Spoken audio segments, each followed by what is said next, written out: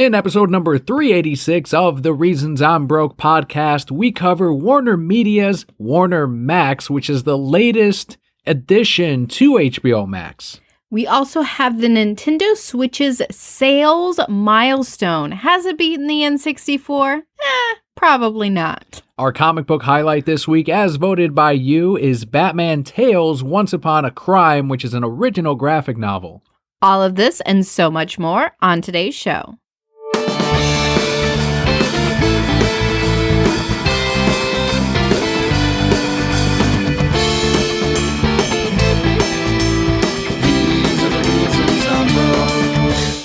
Hello and welcome to your award-winning The Reasons I'm Broke podcast, bringing you the reasons we're broke every single week, ranging from comics, movies, TV, video games, and more. I am Mystical Man Daniel.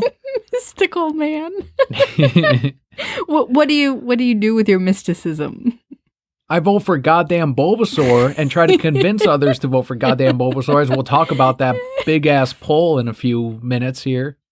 Well, I am Emperor Kelli, and I convince people to vote for Pikachu.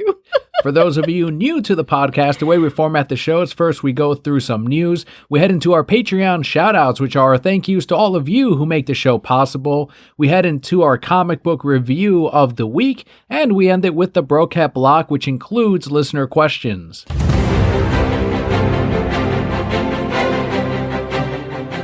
But our first bit of news is video game related, and that is the Nintendo Switch has surpassed the SNES for lifetime sales over the 2019 holiday season. This keeps the Switch as Nintendo's third best-selling console behind the NES and the Nintendo Wii. And the N64. That was the best. It surpassed the N64, I'm sorry to tell you. No, I don't know who wrote this article. They were wrong. Did it really quickly, too. No, they were wrong. I remember the N64, as popular as it was heavily criticized for not using CDs, which the PlayStation was using, and that I know hurt the sales a little bit because it was harder to develop on cartridge. But how often did they scratch? My cartridges still work. Do I think a PS1 CD would still work? It would not. Probably not. No, okay, and there's always those fucking loading times, too. Yeah. And I had a PS1 and I liked it just fine, but I played it for certain exclusives like Marvel vs. Capcom that wouldn't come on the N64. But yeah, you're right. I like the N64 a lot. I thought it was a great system, but the sales weren't as great as you thought they were. Are you saying the Emperor is wrong? Are you saying the N64 is the best-selling Nintendo console of all time, more than the Game Boy, more than the Wii? I'm saying for me, yes, actually, for me personally, if we're going to go by what has the Palpa purchased, then it's the Game Boy Color, because I think I bought like 4of those in my lifetime. You have a few DSs, too, with all the Pikachus. Oh, yeah. Okay, fine. Pikachu Systems. Has it surpassed the sales of Pikachu Systems? No. Which is your favorite Nintendo console? That's such a tough one. I do really like the Switch for a lot of things. So yes, I can see why it's the third best-selling Nintendo console, which is great because I think when they released it, I didn't expect it to be as popular as it was because I felt that the Wii really lost traction towards the end, and then they started announcing all these things and people were like, oh, it's just like a different Wii. There's not, Wii U, yeah. There's not really a point for it. But let me tell you, like in my coffee shop, people bring their Switches all the time, and they'll sit and they'll play for hours and just like use our free Wi-Fi, which is great, right? Is it nerds in their 20s? Definitely. Oh yes. do they always come in with backpacks? Oh yeah, sweaters, 100%. hoodies? Yeah, and they have their like the whole thing because we have a long table in the middle of the dining room that has charging like plugs. Underneath it. So yeah, they come and they sit like right in the middle of the lobby and just plug in there. But yeah, they will play for hours and they'll play Zelda. And one guy was playing some weird card game that I don't even know, but I was like, oh, very nice. At least he's out of the house. Yeah, he probably gets kicked out of the house and he's like, I'll just go play my games somewhere else. I assume they're all he's, right? They're all guys. Yeah, we can't assume anymore. It's 2020. But are they all guys? Have they all been guys? Most of them, yes. See, and that's always funnier because I know exactly who you're talking about, that same exact gamer. There's a tea shop near our home that prides itself in like the geek culture, and it has a console set up they're always playing Netflix, and they have this couch in the lobby area, and you can sit there and you can just binge Netflix, and they let you. Like, it's all for you. And there's every time we go in there, especially during the summer, there's that one nerd who's sitting there watching anime on Netflix or playing the GameCube with Smash Brothers. And those are the ones that it's like they're obviously just loitering. Because I don't know, I've never seen them with actual tea or any product with them, so I think they just hang out. Boba tea. Right, boba tea specifically, and that makes sense because that would be like the weebish drink that they would gravitate towards. So those are the exact gamers that I imagine in your coffee shop just hanging out. Yes, there are. Why that place? Because we got free Wi-Fi, free fast Wi-Fi. I don't know. They just show up there. But I digress. I think my favorite system is still this Game Boy Color. Game Boy Color and N64, they're real close, but N64 only because it's the only system that Pokemon Snap is on. If they put Pokemon Snap on the Switch, yeah, I'd probably surpass all of them. I know this question was asked a few episodes back, and because I know, but we have new listeners, and someone's going to ask, well, what was yours, Daniel? You didn't say yours. And for nostalgic reasons, it was the GameCube. Gotcha. And slightly above or under that is the N64 because of the exact same reason. Star Fox 64, Smash Brothers, the Pokemon games as well. So great consoles, but the GameCube, for some reason, I don't know if it just hit that right moment in life for me, where the console wars really were heating up, and there was the Xbox, and there was the PlayStation, and then there was the GameCube, the console, and those were that's the flag I planted on. I'm like, it's going to be all about the GameCube. I loved the controller. I loved the games. I even liked the small disc format that they had because it reduced the amount of scratches you could get because of the surface area alone, and then the loading times were a lot shorter because of the physical size of the thing. So it was pretty amazing. And I know it didn't have the greatest third-party support, and the sales weren't where they needed it to be. And then, thankfully, they had the Wii, which is a huge success for them. But the GameCube did so much for me. My brother and I played Mario Kart all the time, Smash Brothers Melee like crazy, and that's the one that simply for memory's sake, it's gonna be the GameCube. We should go back and play N64 Mario Kart again so I can beat you. You're so good at that game. I could not do it. I'm not good at that. I can't play this new one where you gotta drift and do all these fancy and throw things at people. Nah, I just get that blue shell behind me, my bananas, they make me go faster. Well, staying on the Nintendo news, the Pokemon Company is running for the next couple of weeks a poll with partnership through Google. They're calling it the Pokemon of the Year event. So all you have to do is go to Google search, type in Pokemon Vote, and immediately there's like a little toolbar section where you can pick the region, and one Pokemon per region, you vote for them, you click submit, and you can do it once per day. So I am calling all Bulbasaur fans, and even if you're not a Bulbasaur fan, do it for me. Go on there, Google Pokemon Vote. That's it. Don't let it autocomplete it with all the other nonsense. Just Pokemon Vote. Click on Kanto, and then it's the very first option, the number one option. You don't even have to scroll anywhere. Click on Bulbasaur, click submit, do it every day this month, please, as a favor to you scroll over, Mystical Man Daniel. If you scroll over just a little bit, just 25 Pokemon over, you got Pikachu just hanging out. Already has one Pokemon of life, a whole life. Well, you know what we're doing now. We're making the listener pick between mom and dad. Yeah. So it's up to you. You vote for Pikachu, you vote for Bulbasaur, but you are choosing by your vote. So leaving it up to them. Just remember, mom loves you more, and mom carried you for 9 months. So, so do it. Pokemon Vote on Google every single day. And then, because you have all the different regions, just go and vote for the different Pikachus in every region. What's an example in Gold and Silver? Pichu? Is it Pichu or Plisol and Minun? Plisol and Minun are not Gold and Silver. They were, I don't know, 2 regions after that. I voted for Krogunk. He was pretty cool. Yeah, only because he sticks his fist up Brock's ass in the anime. And it's hilarious. And I voted for, I don't know, this most recent one, Galar, whatever it is. I voted for the Pikachu of that region. I think I voted for Lugia in Gold and Silver because he was so mysterious. And I was like, yeah. I also think because in Gold and Silver, I still had all the original Kanto Pokemon. They were my favorite. So I'm like, I don't like any of these assholes. Where's my Kanto Pokemon?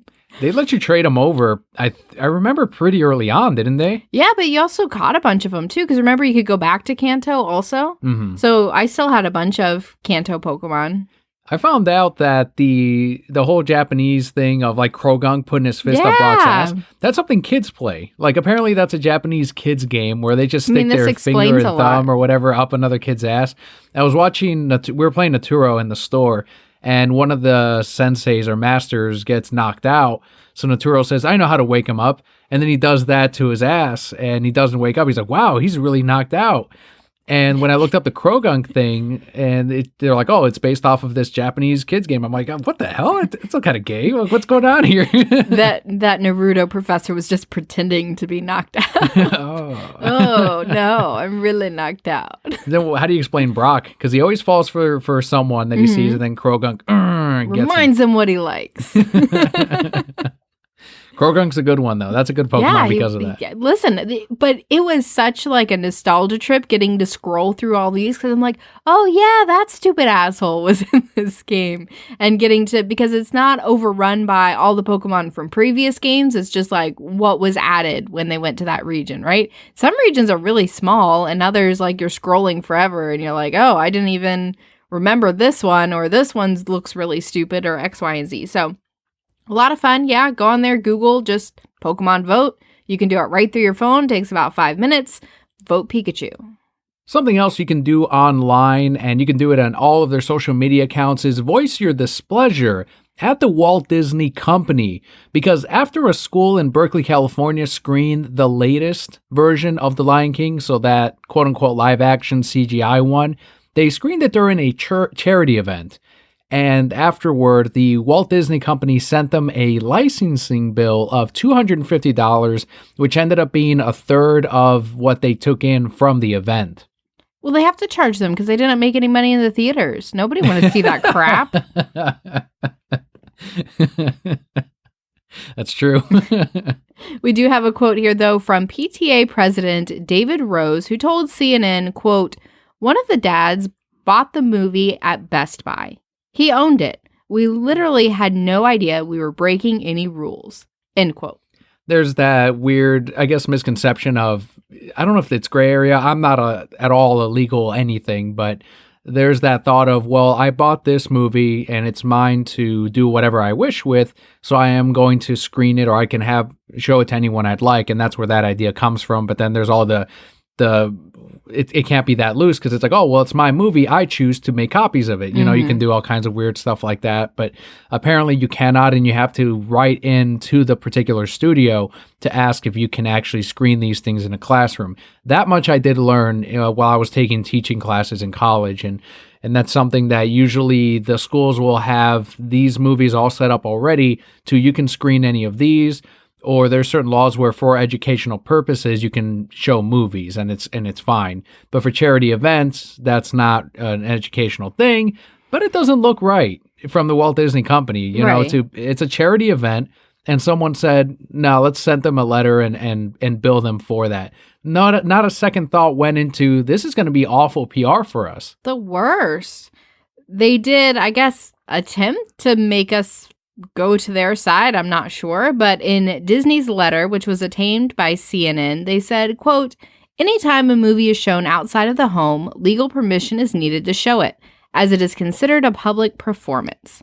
Anytime movies are shown without the proper license, copyright law is violated, and the entity showing the movie can be fined by the studios. If a movie is shown for any entertainment reason, even in the classroom, it is required by law that the school obtain a public performance license, end quote. So exactly what you were saying. They just put it in their legalese, whatever you want to call it. But yeah, it just looks terrible because $250, what does that mean to the Walt Disney Company, right? Mm-hmm. They're pretty much owning the box office at this point with all these things that they own, with their theme parks that are continuing to make money. And I mean, the company as a whole is just a giant. It's a fucking monopoly is what that is. Yes, 100%. And so now to go after all these little guys, right? And say, oh, well, you better give us our cut. You better, what does it matter? Legitimately, what are you trying to prove a point? Are you, and you as the giant company that you are, shouldn't be the ones to do that. Mm-hmm. Yeah, it's really bizarre because a lot of people are like, well, this is how they became rich, by doing things like this. It's like, no, not by doing things like this. And it's not even that mentality of wherever they can make a buck, they will. I know they are big on image, and this, I think, hurts their image quite a bit. And I understand that legally they can do this and they're allowed to do this, but there's also that question of, is it worth the bad PR at the end of the day? And the thing is, too, did this take away money from them? Right. It didn't. It legitimately didn't. And now I'm saying now people are going, well, fuck them. I'm not going to go watch that next, Disney movie. Right. Now it's taken, right. But this charity event showing this movie didn't take away any. It wasn't like they illegally obtained it and it was still in theaters. And potentially maybe somebody saw it and said, hey, I do like that. Let me go out and buy it, right? And then they made that money. But yeah, I have very little desire to go and see any more of their movies if this is how they're treating charity, right? They're trying to make money for other things, for other people, and they're saying, well, now give us a third of that. It's bad form, Disney, and I fully expect them to drop this and let it go, but I don't know. I think the damage is done, and if you are shilling for Disney that hard that you even side on this here, I think there's a very deep issue on how far you're willing to go for a multi-trillion-dollar company. A company that we are still very much behind, however, is Warner Brothers, and they announced that WarnerMedia has launched a new film production arm titled Warner Max to produce original films under the HBO Max streaming service. We have a quote here from HBO Max's Chief Content Officer Kevin Riley, who said, quote, "We are going to deliver a collaborative and lean process for talent, make a range of quality films, and provide a platform for each of them to have a cultural impact. Now, HBO Max will be home to a robust collection of the legendary Warner Brothers film library and a new slate of original Warner Max films," end quote. HBO Max is set to launch in May of this year. I don't think this is a surprise to anyone that they're going to be making original content. Obviously, it's working really well for Netflix. No reason not to put that money into it, get some great talent, get some Oscar nominations out of some of these things, and really bring a lot of crowds into your streaming service.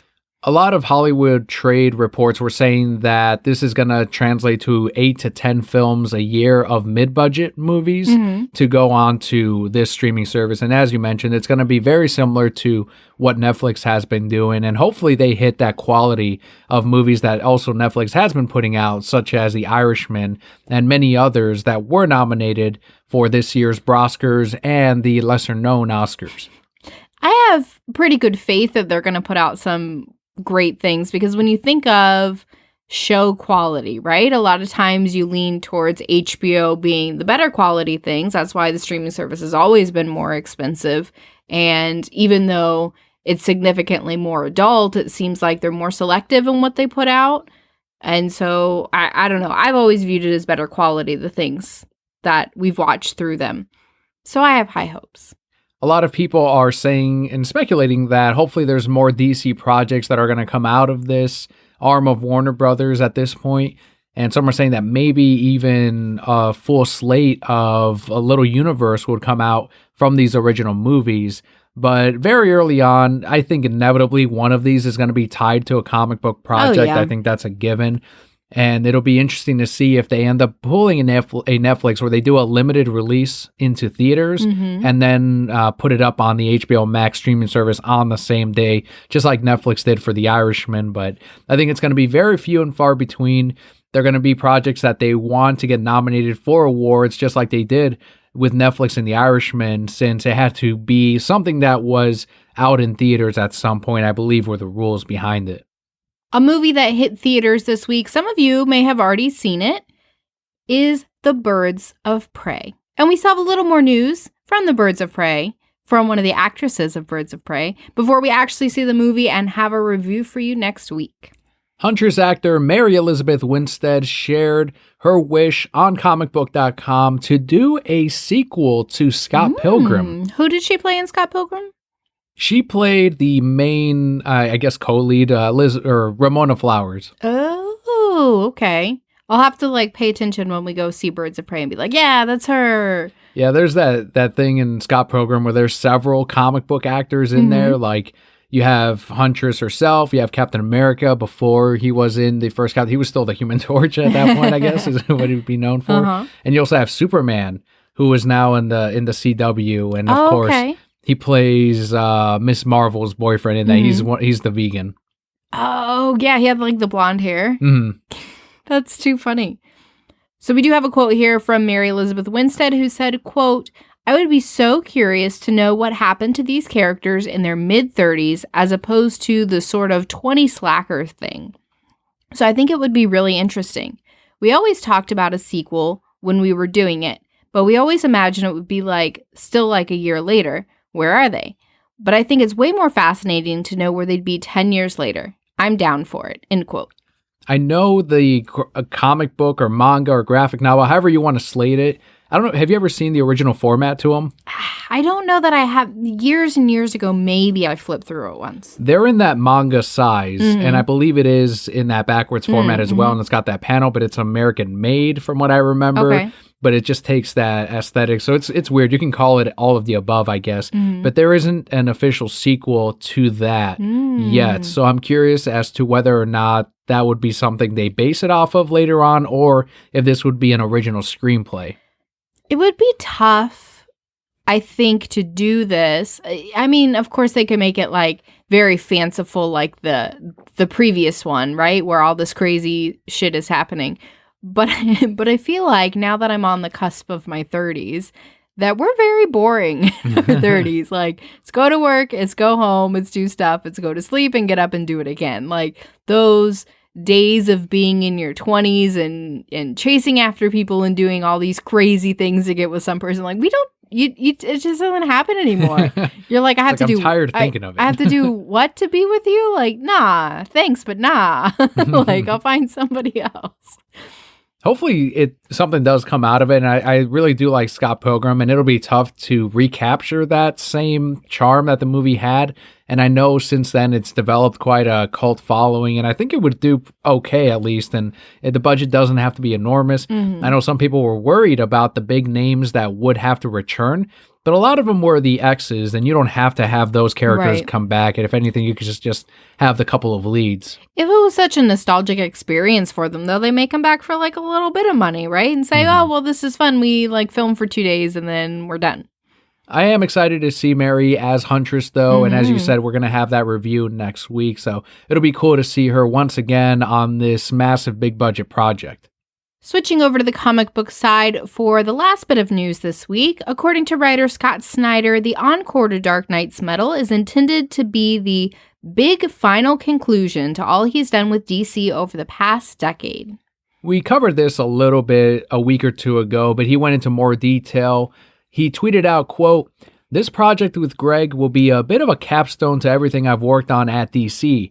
Threads from the start, through Metal and Justice League, bringing it all to a final conclusion. It also builds on great DC stories by others too, past and present, celebrating it all," end quote. Scott was clear in saying that this does not mean that his contract is up with DC Comics. It's simply a conclusion to this portion of the DCU as a whole. I think that all builds into that 5G plan that they have moving forward with that relaunch that they're going to be doing, or that time skip is what it sounds like with the 5 generations plan.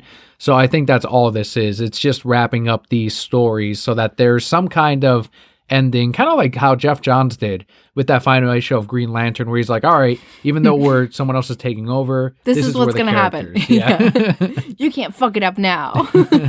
So even if after 5G they end up relaunching the whole universe as a whole, we'll at least know that the DC Rebirth universe, or at least the stories they told, this is where those are going to be ending. And then now they would have the room for the newer creators or whatever their plan is moving forward. I would definitely, knowing that this is what it is, give it a shot, as long as it's not weird and crazy. Oh, it will be. Like, okay, well then I'm done. You can just tell me what happens. Just summarize it for me. And with that last bit from Scott Snyder, it does wrap up our news for the week. Very light, as opposed to our traditional week. Not a ton of news broke, but next week, as you said, we'll have that full review, so it'll be a more robust episode in general. But let's head into our Patreon shoutouts of the week to everyone who make the show possible today.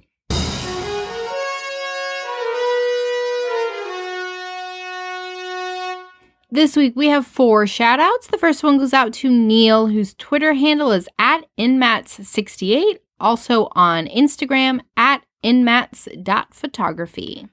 That's a new portion to his shout out because he has started an Instagram photography page. As you mentioned, it is @inmats.photography.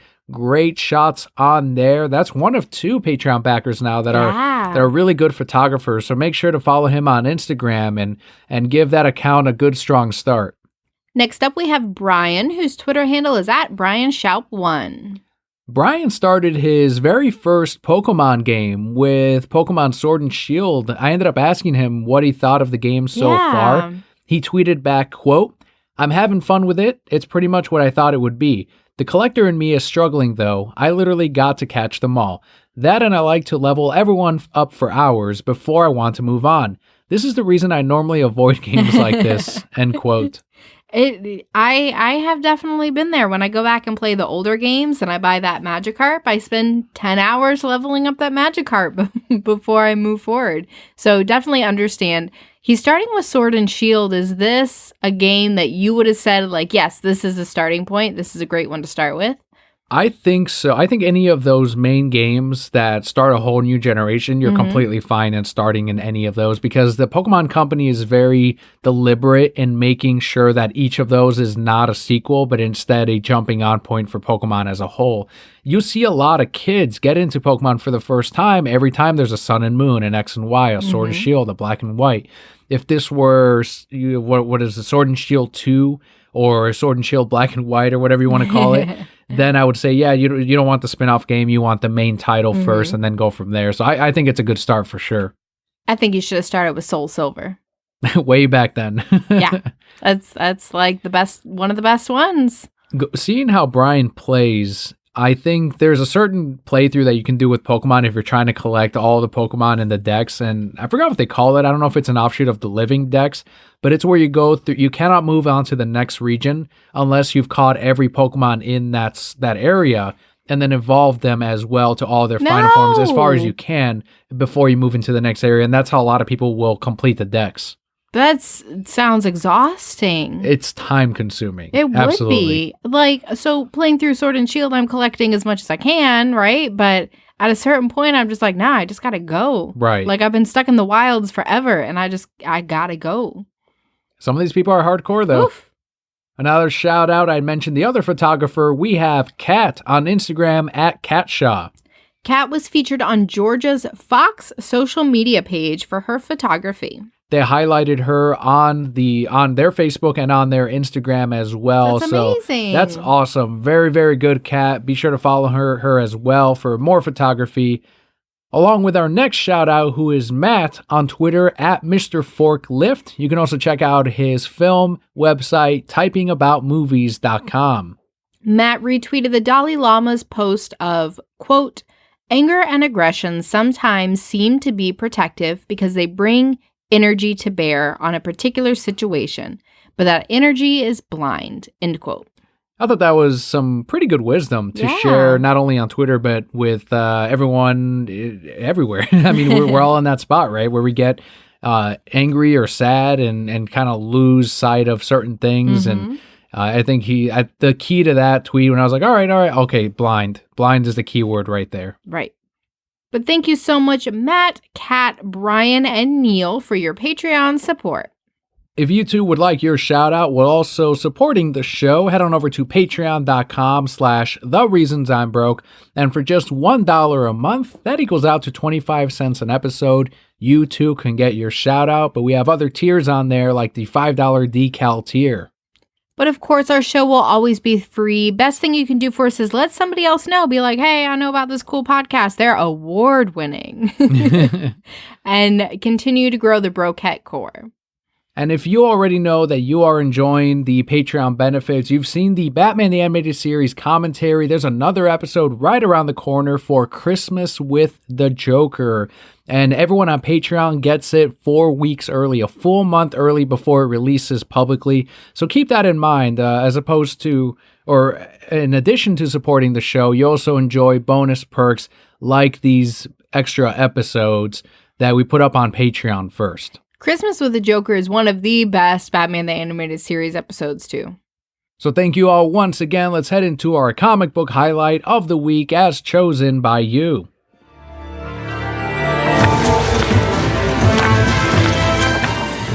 As we said in the very beginning, our comic book highlight this week is Batman Tales, Once Upon a Crime. This is written by Derek Friedolf with art by Dustin Nguyen. I think they voted for this knowing how much we love Dustin Nguyen. I love him so much. He's so great.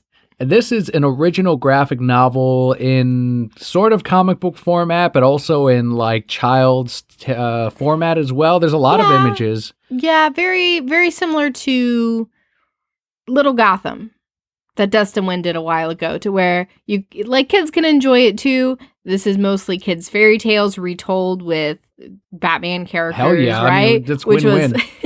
Which was so much fun. But yeah, I think definitely adults or children could enjoy it. I think the stories were heavy enough. I would not call this a kid's graphic novel at all. And I know you can label it all ages too, but I'm almost debating putting it in the regular trade paperback section because, yeah, the first tale is about essentially Pinocchio, but with Damian Wayne. Then you get to the end of the book and it's talking about Mr. Freeze and the loss he had and how you can get stuck in not only bad memories and sad memories, but in the happy ones too. And it's like, God damn, like there's some heavy shit in here. And I don't know, man. It should be. But like those kids' nursery rhymes, those kids' tales, there were some heavy shit in those too. Yeah, that's true. So I think this is very reminiscent of stories that we got as children, right? You would have those deeper stories that your parents could enjoy with you as well. And as kids, that was great because then you got to understand more. It wasn't sugar-coated. It was, hey, this is, a darker story. This is the message behind it. And that's kind of what I feel that I got with this. Do I definitely enjoy it more as an adult? Yes.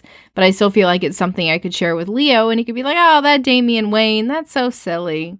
What's neat about the way that Derek and Dustin make their stories and put them together is their version of Batman, and I'm just going to call it Little Gotham because that's what it is a merging of the comic book lore with Batman the Animated Series. And I don't know if you agree with that. Oh, yeah. There were so many lines in there where I'm like, that's from Batman the Animated Series. If you're at all a fan of, and everyone is, even those that say they're not, they are, the animated series, then this is the book for you because the artwork lends itself great to that lighter story that you wouldn't get from, or that wouldn't work too well if it were done in, your traditional pencils and ink as a regular comic book.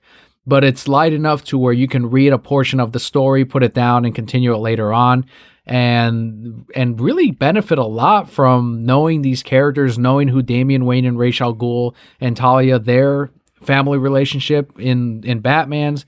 But then also having been a fan of something as big as like Heart of Ice and knowing how much Nora means to Mr. Freeze, like there's more to benefit there, I think, from Batman fans than to like a more casual Batman reader than anything, because there's so many payoffs to this book. Absolutely. There's so many nods, like we said, to different things from Batman the Animated Series, even different Batman movies. There's that one where Damian's sick, and so Alfred's bringing him chicken soup, and he's talking about how chicken soup, like, cures everything. And I'm like, Mr. Freeze, throw it on him. Heart of Ice, yeah, that was a Heart of Ice episode.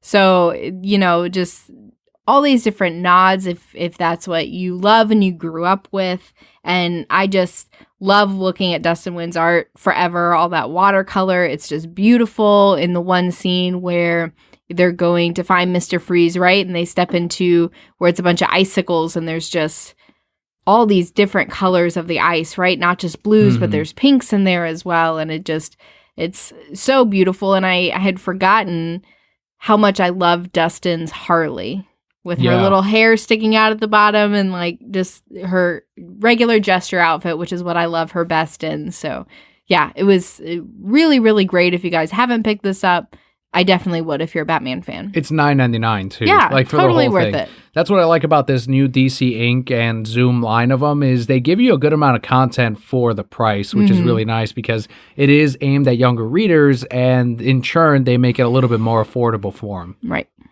So thank you so much for voting in. If you check on our Twitter account every Wednesday morning, Twitter @ReasonsI'mBroke, I put up the first image, which is the stuff that Papa Kelly and I, the choices on what we will review on the podcast, and then a little poll underneath the post where you can vote on there for 24 hours on which book you think we should review. So that's a cool way for you guys to decide what the content of the podcast is every week. And while I could sit here and talk about how awesome Dustin Wynn is for the rest of the episode, it is time to move into our Broquette block, which is what happened with Daniel and I this week. Let's kick things off with a listener question from Bobby on Twitter @CubanSlim, continuing that strong streak. He tweeted, quote, I recently saw Greg Pak pleading on Twitter for folks to not spoil the new Vader book. Is this a problem for most books and series? Do ingrates just walk into your shop and just start spilling the beans on major arcs or books that have spoilers? End quote. Yes. I like ingrates. It's been a while since I've heard of that word. No, it doesn't happen for story arcs, but it does happen when it's a speculator-driven thing. Like, oh, I heard that Wolverine's daughter shows up in this, and that was one of the recent ones in the Marvel Comics Presents. And it's not something I'm reading, so I didn't care. But had I been reading it, I might have been like, oh, come on, man. But that's also a product of working in the industry. So how mad could I be at it? For the Vader book, since it was plot driven and not as speculator driven, it didn't happen for that. And anytime it's story based, it doesn't happen as often as you'd expect. Where it does occur is for the movies. Oh, yeah. If there's an end credit scene, if there's a rumor of, I heard that this villain is going to show up in Birds of Prey or whatever, that's where, that does happen. And a lot of people will come into the comic shop specifically to spoil things in person and then leave. That person, that does happen. And it's unfortunate, and I don't know if it's like an attention-seeking thing or self-gratification of, I know something that you don't. It happened with Endgame. Like, someone came in and they said, oh, at the very end, did you see it? And I think it was my coworker, and he said, no one, not everyone here has seen it. He's like, yeah, what, Tony Stark dying? Oops. And he did it like that, and then looked around like, ooh, like I'm so edgy. Like I don't know he's the copper tone girl, like, ooh, my bottom's out. Yeah, and I didn't care because I don't give a shit about the MCU, but I was like, oh, come on, man. Like, more on his character of like, dude, I won't forget that as him for him as a person. But that's something that I remember when I worked at one of the other stores, and there was a movie theater that was right above ours. Every time there was a Thursday movie, I would request off that Thursday if I cared about the film. So for all the DC movies, The Dark Knight and the DCEU ones, I always requested off Thursday because every Thursday night, it happened with Guardians of the Galaxy 1, maybe it was 2, I forget which post-credit scene had it, but customers came in, I hadn't seen it yet, it was opening night, and they said, yeah, Howard the Duck after the end credits. And I remember going... the second one, I think. And I remember going, man, if I gave a shit about the movie, I would have been pissed off. And that reminded me of like always request off on Thursdays for that particular shop. Well, it happens, I think, at least in my experience, more, and you're in a different environment, right? But it's not so much about the people walking in and trying to talk to you about it and spoiling it, but even people talking about it together in a crowded area. And you can spoil it that way too. So that used to happen at my previous job a lot, is the day after movie, people would come in and be like, oh man, okay, again, Endgame, right? Did you see you saw Endgame? Let's talk about X, Y, and Z, right? But you're standing next to 5 other people who haven't seen it because, you're working on the line in the kitchen or whatever. And now you've just spoiled it for them because you couldn't just wait until you guys were secluded, or you couldn't text about it, or your need to talk about it. And I get it. Like, these things are exciting when you see this movie or you hear this and you want to talk to somebody about it. But you also have to be respectful of the other people, because in the same way it was so exciting for you to discover that in that moment in the theater, you want to leave that for other people as well. One of the cool things that a lot of my regulars or subscribers, what they'll do is they'll say, oh, you've seen the movie, right? Yeah. And then they'll look around, and if there's other customers, even if they don't know them, they're like, hey, have you seen it? And then if they say no, they're like, oh, okay, then I'll whisper, or I won't talk about it. And that's really neat that happens, because for people kind of understand for the most part that it's like when you're at a comic store, if you're a regular, you're kind of at your second home, right? So you treat the other people as like also your guests in a way, and respectful of their wishes to want to see that movie or to experience the same thing you experienced when you saw it for the first time. Of course. I don't know what the spoiler was in Vader for Greg Pak and everything. I heard there was some changes to Lucas's lore as far as the character or that universe, but I can see how maybe that, you know, people would think that could be a problem at the comic shop. But yeah, it's only to answer his question easiest or shortest. It's if it's speculator driven, yes. If it's story driven, not so much. Now that we've talked for 30 minutes. Right. Yeah, it's a great question though, Bobby. Thank you so much for submitting it. How's your week been, Palpa Kelly? Busy. A lot of meetings in my store. I think I talked about it before, but the store that I'm in is kind of the hub for my boss and my boss's boss's boss and my boss's. Anyway, so there's like a meeting every single day in the store, and you just kind of have to, everything that I have planned to get done doesn't get done because I have to play hostess, essentially, right? And make sure they're taken care of and they have everything, and I'm not upset about it. It's just a part of my job and what I do, and I'm really fucking good at it. So I'm not even gonna lie. When it comes to meeting these people, I'm not ever nervous about it. Like, I'm very personable, I guess is the way to put it, and I just make sure my team is where they need to be. And I've gotten some great feedback about the store, which is wonderful because it's been a lot of work. But that was pretty much my week, right? I go hard at work all week, and then I got homework to balance, and then I get to my weekend, and like I just have to sit and veg and recoup and figure out how to take care of me after I've taken care of everybody else all week. I will say one thing that's fun that I am really enjoying is we signed up for one of those like meal delivery services, right? Where we get to like pick our food. So we're getting to try all these like new and different things, healthier food than I think I would have bought otherwise going to the store. And it's delivered to my door. So I don't have to pick it out. Like, you got big pictures on the fridge and I say, pick out a dinner. And then I just pull it out of the fridge and I make it. So that is one new thing that we've been trying for a few weeks, and I'm really liking it. I don't know about you. Yeah, I think it's great, and it takes away that choice of, what do you want for dinner? I don't know. What should we have? And instead it's like, all right, here's a meal, and this is what we're having today. And then Leo's enjoying it as well. I know there's some foods that he can eat if it's not spicy or anything like, or if it doesn't have like strong onions in it, then he can enjoy it too. Well, it also takes what do we have ingredients for? Well, I'm missing one ingredient for this meal and one for this meal, right? It's just, we pick them out at the beginning of the week. They send them. There we go. That's what we have.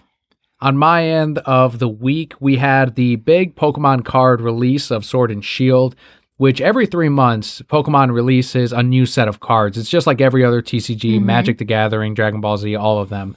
And for There's Pokemon, Dragon Ball Z cards? There are, but they're not as popular. They're more for collectors. Are there Vegeta ones? There's Vegeta, there's Gogeta, oh yeah. And they usually base them on the arc that was the latest one. So they have them. Is there a Dad Gita? I haven't seen a Dad Gita. Oh my God. Good. I was going to have to hunt it down.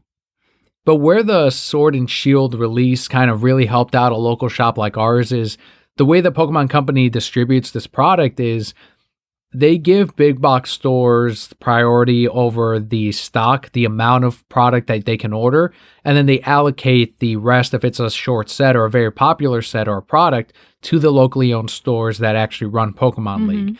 And they started that initiative like 2 years ago, I believe.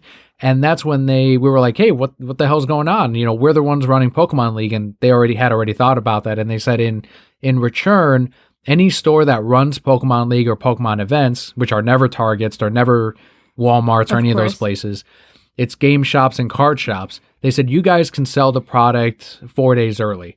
And that really helps us out at least, because it's like, all right, great.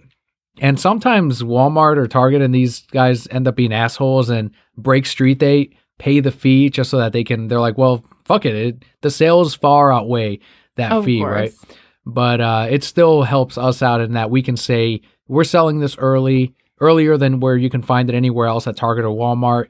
Come and get it. And then our Pokemon players come in, and they come in on that Monday, and they buy up a shit ton of products. So on Sunday, I set up all the product, the Elite Trainer boxes, the booster packs, everything. Sword and Shield is awesome. I ordered heavy on it, and it's been doing really well.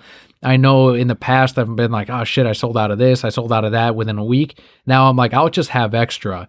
And I know I'm going to go through it because we run tournaments, and they most of the time, instead of choosing store credit, they'll pick booster packs and they'll just get a bunch of those, or they'll use the credit towards Elite Trainer boxes. And that's kind of been the big event for the store. And it's something that I'm especially active on because I do run Pokemon League and do all the background stuff for submitting the tournaments and attendance and all of that.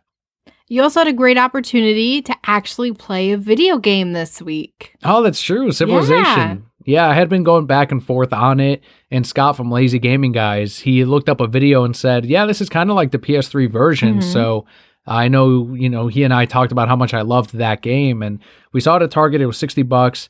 And he's like, well, digitally, it's $40. And I'm like, well, I don't really want the digital one. I'm a physical, copies type of guy. And then you looked it up and it was $40 physical. And it's like, all right, great, price drop. And I had a 10% off coupon because Target's the shit. Yeah. And I got to play it, and it is like the PS3 one, but there's more countries you can choose from, and there's all kinds of new classes and options. And yeah, I sunk like 2 hours into it easily. And it's such an easy game to just go, okay, next turn, and just keep going, as opposed to like, one more turn. No, one more turn turns into 10 in another 30 minutes. So I'm glad I got to do it. I'm petty. Well, in this campaign, I'm not petty because no one's waged war against me yet. But there's that long time story of I played that one campaign where the country kept picking at me through all the fucking generations and years, kept trying to start wars with me because I kept attracting the poets and the scientists, and they're like, hey, give us that scientist or we'll wage war. And I said, no, fuck you guys. And I was so advanced in science that when they would send their soldiers to attack my borders, I'd be like, oh, you guys don't have tanks yet? Boom, fucking tanks running over the soldiers. Boom, and be like, oh, shit. And they'd leave my borders and they'd go, okay, peace. And I'd be like, all right, fine. But when it got so far into the modern times where I had airplanes, they didn't have airplanes. They had, their soldiers and their tanks, but they didn't have the power of flight, and I did. And when that one country decided to once again attack me at war, if this is like the 7th time in this campaign, and I then developed a nuclear bomb, and I was like, all right, they started attacking my borders. I fought off all their soldiers, and they said, all right, peace. And I said, no, not this time. I haven't forgotten all the fucking years that you started a war with my country over nothing. Now, boom, nuclear bomb in their capital. Wiped out half their population. And they said, okay, peace. And I said, no. And I sent all my airplanes, all my tanks. I took over their capital. And they said, all right, peace. And I said, no. And I sent them to all their last couple of the cities and towns, and I wiped them out from the planet. And I said, no other country started wars after that in the last bit of the campaign. They all saw that as the example of, oh, shit, he did not forget that fucking country kept picking on him. I imagine you as this old king sitting on your throne, like you've been alive for these millennia at this point, and your hair is just so long, you just let it grow forever. And they're like, sir, they're back at our borders. And you're like, release the missile.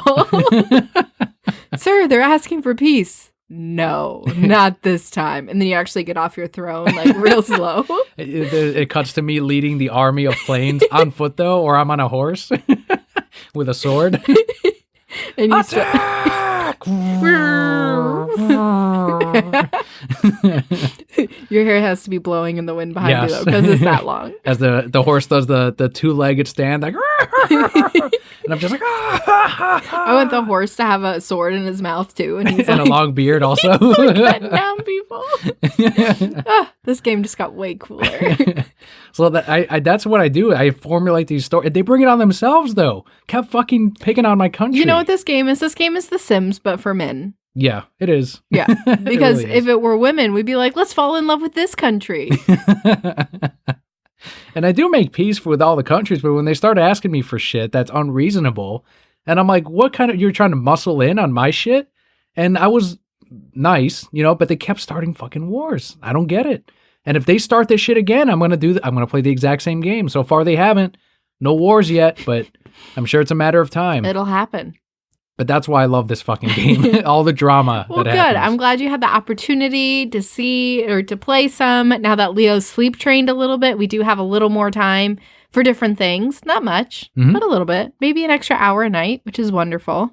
Always good. Always good to have with just that little bit of time. But that about wraps it up for the podcast this week. Sorry, it's a little bit shorter than normal, but as it goes with the news, at least we had your comic book highlight as always. And hopefully enough here to make you laugh or entertain you, or maybe someone learned something somewhere. They learned not to mess with you and wage war. In Civilization, yeah. But thank you so much for tuning in. I've been Mystic Man Daniel. And I am Emperor Palpa Kelli. And Brokehead Core. All will be well.